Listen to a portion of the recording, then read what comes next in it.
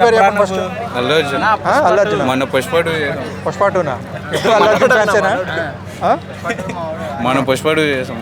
ఎలా ఉంది Pushpa two? Pushpa two ఏం బాగుంది కదా. అది అందరికీ నాకు తెలిసిన విషయం. 18 కోట్లు సంపాదించింది అంటే ఆయన పెద్ద గొడవ కూడా జరిగింది. ఏంటి దిష్టి తేలిందంటారా ఆయనకి? ఏంటండి ఆయన ఈ మధ్యకాలంలో ఒక చాలా ట్రబుల్స్ ఫేస్ చేశాడు కదా. దిష్టి తేలింది అల్లు అర్జున్ గారికి? అది డిస్టెంట్ ఏం లేదన్న, అది అంతే. కొంచెం నెగిటివ్ పడలేని వాళ్ళు కొంచెం ఉంటాయి కదా.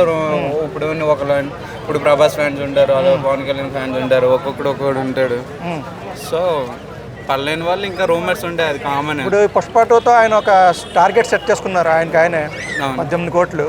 ఇప్పుడు మరి అప్కమింగ్ సినిమా ఎవరితో ఎలా ఉంటే బాగుంటుందని మీరు అనుకుంటున్నారు? త్రివిక్రమ్తో ఉంది కదా, త్రివిక్రమ్తో ఉంది, సందీప్ వంగ గారితో ఉంది. అది ఇంత ఎక్స్పెక్ట్ చేయొచ్చా? ఖచ్చితంగా వస్తుంది అన్న సినిమా.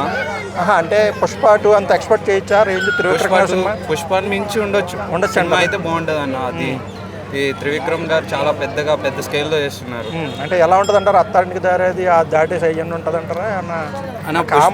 ఇంకా ఇప్పుడున్న ప్రజెంట్ సినిమాలో పుష్ప ఒక లెవెల్, దాని మించి ఇంకో లెవెల్ వస్తుంది అల్లు అర్జున్ది. అంటే పుష్ప టూ ఒక టైప్ సినిమా, అంటే విలనిజం హీరోయిజం అన్ని కలిపేసి ఉన్న టైం సినిమా. త్రివిక్రమ్ గారు అంటే కామెడీ కొంచెం ఎక్కువ ఎక్స్పెక్ట్ చేస్తారు అన్న. అల్లు అర్జున్ గారు కూడా కామెడీలో కింగ్ అయినా. అంటే ఒక ఇంటర్వ్యూలో రాజమౌళి గారు చెప్పారు ఏమని, ఇది సుకుమార్ గారు త్రివిక్రమ్ గారు ఒక్కసారి మాస్ యాంగిల్లో ఒక మూవీ చేస్తే ఇంకే సినిమా మొత్తం ఇండస్ట్రీ రికార్డులన్నీ బద్దలవుతాయి అని చెప్పారు. పుష్ప సుకుమార్ గారు చేశారు, పుష్ప నిరూపించింది కదా, బాహుబలి రికార్డులో కొట్టింది. ఇప్పుడు త్రివిక్రమ్ ఇంకా 2000 కోట్లు కొడుతుంది అన్న, పక్క కొడుతుంది, ఖచ్చితంగా కొడుతుంది. అంటే అది కామెడీ.